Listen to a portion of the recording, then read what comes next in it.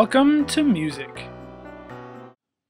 Some of the technology we're already familiar with in class includes mics, amps, recorders, and our mixer amp combo. We've plugged all those things into our computer desktop you see here and use them almost every day in class. Now that we have a cart with iPads for each student, one of the next things we're going to start looking at is iPads in our class. When you get your own, it'll look like this. This is the first thing you'll see, and there'll be all kinds of musical apps loaded on it. The important thing to remember is, just like good and bad music out there, there's a lot of great music, but there's a lot of bad music too. There's a lot of great applications for music for the iPad, but there's ones that maybe aren't so good. There might be some bad ones out there, even some ugly ones that we're going to be looking at today. One of the first ones that we're going to open up here is going to be called Groove Maker. There's a lot of cool things you can do in here with Groove Maker. But when you're playing around with it, think carefully about how much music you're actually creating and how much you are just manipulating someone else's music. Groove Maker is a really fun application to play with, and there's a lot of cool music already stored in there. But anytime you're using an app like this, think about what you're actually doing. Most of the time, something like this is just playtime. And it's fun and it's cool, and there's nothing wrong with playing around with that. But in our class, when we're doing stuff, we're going to need something a little more challenging. We're going to have to be creating our own music. One of the most shocking things that happens to me on the iPads is when a student will open up a new app like this one that looks and sounds like a guitar and tells me how many hours they've spent practicing it and wants to try playing that instrument in band.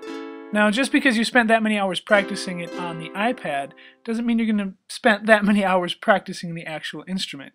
And with a lot of games and stuff that are out today, even though you spent so many hours on it and maybe even have a really cool avatar with a customizable instrument, it doesn't mean you're going to be a pro at that instrument in real life. It's even worse with drums. A lot of students have asked me, Mr. Trainer, check out this app. Can I count this as practice time? No, you can't. They're games, and they're really fun guitar and drum games, but they're not that helpful in learning how to play the real instrument. So there's nothing wrong with playing those games, but please do not count that as practice time. So far, none of the apps we've looked at themselves are actually bad. It's just the amount of time you spend on them and how much time you could actually be creating music. If you look at that ratio, there could be some bad application there. The next thing we're going to look at is ugly. Are there ugly apps for music? The one we're going to look at next, if you can see it on the iPad, is actually called Music. If we click on Music, it opens up a screen called Music Dress Up. And in Music Dress Up, we get to see what it takes to be a DJ, a pop star, a singer, and a rock star. If we click on the DJ, since it's the only one I have unlocked, you can interact with this DJ, change your outfit, change your style. I think the ugliest thing in today's music world might be the images kids are seeing. If you don't think these images have an ugly effect on people today, you might find this ugly. If we go back to the main screen, in order to see what it takes to be a rock star, you're going to have to pay an additional $2. Let's head back to our main screen and look at some actually good apps on the iPad for music.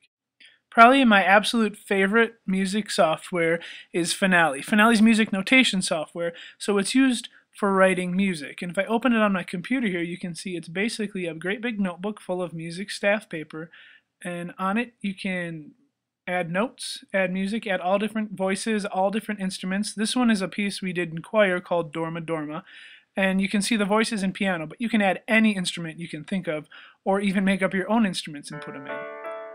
Not only that, but you can write the music and then listen to it too. In our menu, we can export and extract our parts, but one of the cool things is saving it as an audio file so that we take sheet music we wrote and we can actually open it up in iTunes. In iTunes, we can listen to it. If we find it in our playlist here for choir, you can listen to it here. And we've got a few more choir pieces that we've done this way. If I go back to the iPad, you can see that we can access all that music straight from the iPad too. So if I open up our playlist again, I can find that same accompaniment that we used in choir class.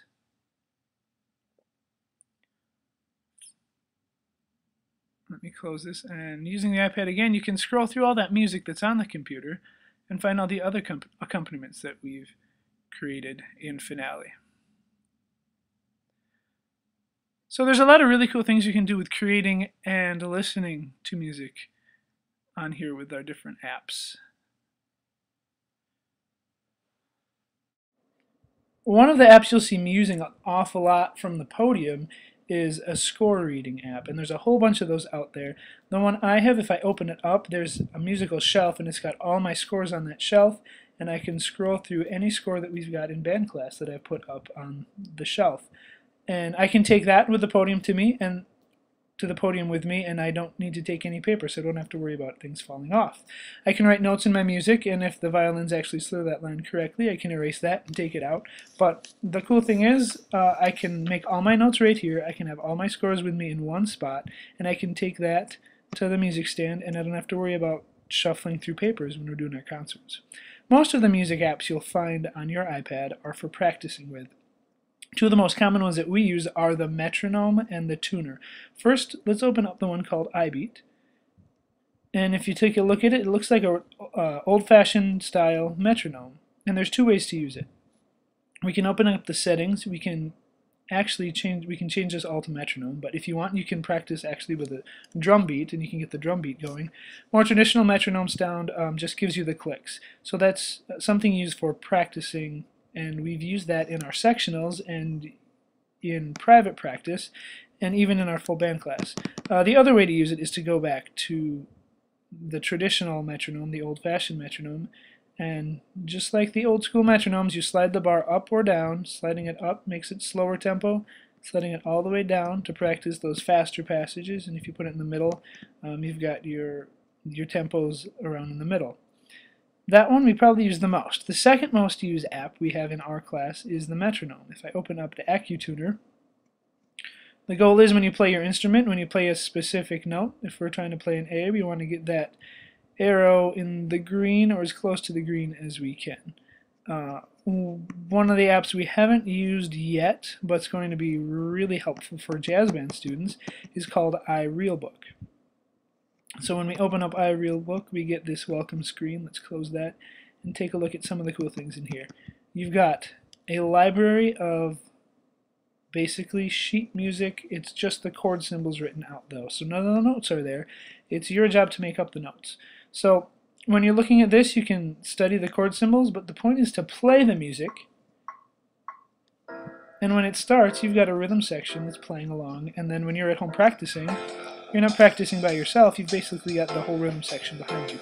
So it helps you really be able to count those measures when you're improvising and make out solos. And not only does it have a bunch of exercises like up here on the side, but you can upload any of the songs we're working on.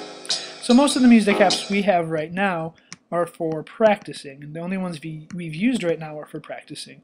One of the coolest things technology has done for musicians is it's helped with recording and sharing music and getting it out there. It's really cool to be able to hear live musicians from the other side of the world over the internet.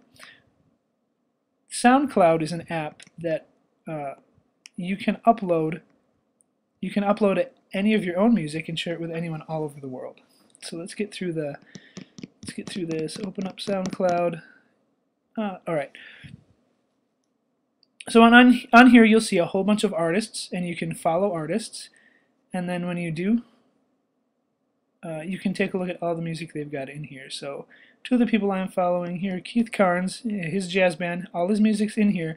Anytime he puts new music out and he puts it up here, I can hear it from wherever I'm at. So anytime we record our own music, we could put our own music up on SoundCloud, and then you can share that with friends, relatives, anyone you know, another part of the country or on the other side of the globe. So that's one of the coolest things that technology has done for musicians as far as being able to share music with people. If we close that up, there's another one. Once you've maybe put enough things up on SoundCloud, you might be put in Band of the Day. There's also a lot of cool apps for just listening to new music. So this one, Band of the Day, gives you a new group every day. It's like a calendar, and every time you open up your calendar on a new day, it's got the info about the band, where they're at, people who are following their music, what other people have to say about it, and you can listen to most of their songs on here. So that's another app for people sharing music, being able to listen to music from people who are in other parts of the world. So some of the best music apps we have right now are for practicing and for sharing our music. So the next thing, you're going to get your own iPad, you're going to be searching through the apps, and you're going to be finding music applications we haven't seen yet and haven't used yet, and you're going to show them to the rest of the class, telling us why you think your app is going to solve some of our problems in band class.